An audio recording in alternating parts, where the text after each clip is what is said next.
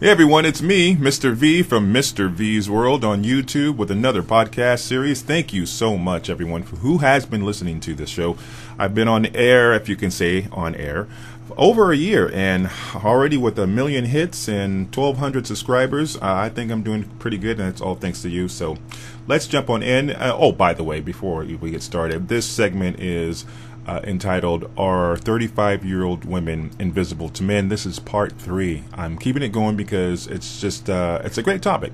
A lot of people have been dropping in and leaving their thoughts, and it really is pretty terrific. So thank you very much.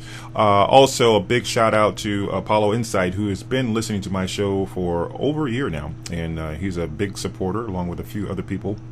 And you do know who you are, but Apollo Insight, you always got something great to say, so I appreciate it. And I'm going to start off with something that he wrote on the latest vlog, if you will, podcast, and that was this one, pertaining to 35-year-old women and over, and their change of attitude towards men who go for younger ladies. Okay, this is what Mr. Apollo Insight has written down.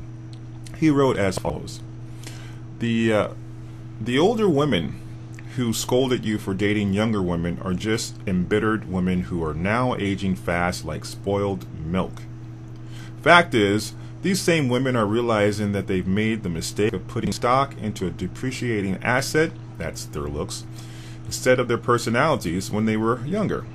Now these women want to play the moral police, criticizing, shaming, and even insulting older men like you who date younger women.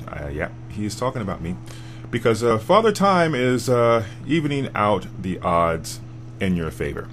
Alrighty then. You have a very, very factorial point. See, what's going on and what has been going on for a while is men age like wine, and Tom Leykis said it. Women age like spoiled milk. In particular, let's just keep it to America especially. And that's just how it is. If you've traveled abroad, you know that women overseas look, they just look better. They keep themselves up.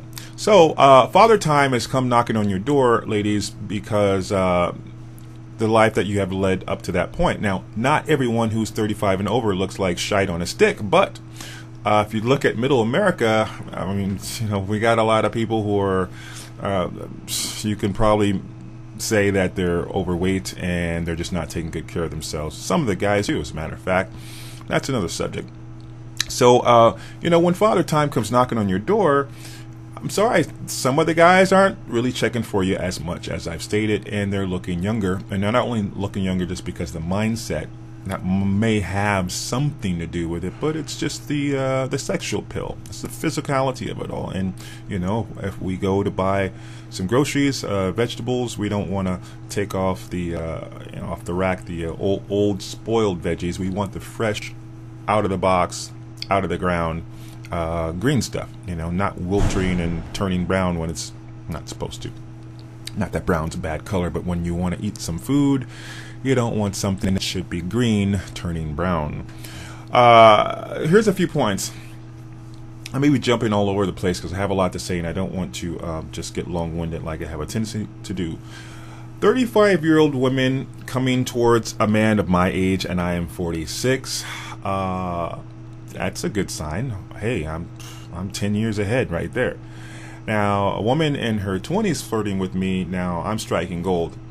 I'm really striking gold because that's a person who is almost half my age, if not half my age, like my girlfriend is. And not to brag or boast, and that's not what it's about, but it is. If I'm going to be completely honest, I think for some guys, for one, we want the younger babes because they're sexier in our opinion. In our opinion, okay, just from the onset of the looks. I think some of us really don't mind the accolades that come along with that shows to the world, to yourself maybe, I don't know. Yes, you still have it. There's a little bit of that in there. I would be lying to you if I said I don't have a small smidgen of that somewhere embedded in there. But you know what's crazy is my eyes are really opened right now, because when I was living abroad last year, all of last year up until a few months ago, there were women, girls. I'm not lying. 26-year-old, 23-year-old. There was a 37-year-old woman in particular, and then a couple girls in between. I didn't know their ages. They were straight up throwing it at me. Okay, not because I'm like Don Juan or like the best looking guy, but something was going on there, and I didn't pay attention to it much in the past, really, honestly, to tell you the truth. Probably because I was already married, and I've always been in long-term relationships. But this particular last year in particular, I keep saying in particular, okay, I'm not going to say it anymore. Last year, it was happening a lot. So fast forward to current history, if you will. I still get it. Okay, I'm about to turn 47. Don't tell anybody. February 24th. So just send me a message when on that date. Okay, I'll be checking my mail for checks too. But I'll be turning 47, and lately, I am not gonna lie again. I'm getting hit on by women in their early 20s and in their mid 20s. I don't know why, but I do not get hit on by women in their 40s or late 40s. I have no clue. I have no clue why. Even if I'm crossing the street at a crosswalk, there will be women that literally smile at me. Okay, maybe because I'm smiling at them, so maybe I'm cheating a little bit. But it's awe-inspiring, because when we're younger, guys, listen up, if you're 20 or something, when you get older, let's say 40, which is double your age now if you're in the 20s, you think, oh, that's going to be old, but it depends on how you keep yourself in your mind and in your body. Okay, now again, jumping onto a different segment of this, most of us, or half of us, will probably get married at some point in our life, and we know that half of those people are going to get divorced. Here's what happened to me. I'm going to make my point. I got married once when I was 20 years old, and my girlfriend was 21, and she was from the Netherlands. We got married, and we stayed married for 10 years. By the time I reached 28 and a half, 29, I knew that we had grown apart, in certain areas. We definitely were doing our own thing. She was getting her master's degree in psychology, and I was definitely embracing my creative artistic side and pursuing music production and event planning, so on and so forth, club promotion, all that good stuff. So you got a scientist and you got an artist living under the same roof, and you know how that's going to work out. So we went our separate ways. I wish her all the best. I love her, and that's all good. She's remarried. She's got 2 kids, so good for her. So when I turned roughly 30, let me tell you what happened to me. Just women were just coming out of the woodworks, not because I was newly single, because the women that I'm talking about didn't know me when I was married, but it was one after another, excuse me, to the point where I had 5 women, jockeying for a quote-unquote a position. Now, it taught me a great deal about dating, relationships, attraction, and women overall. That segment between the age of 30 and 34 precisely. Guys, this is going to happen to you if it has not already.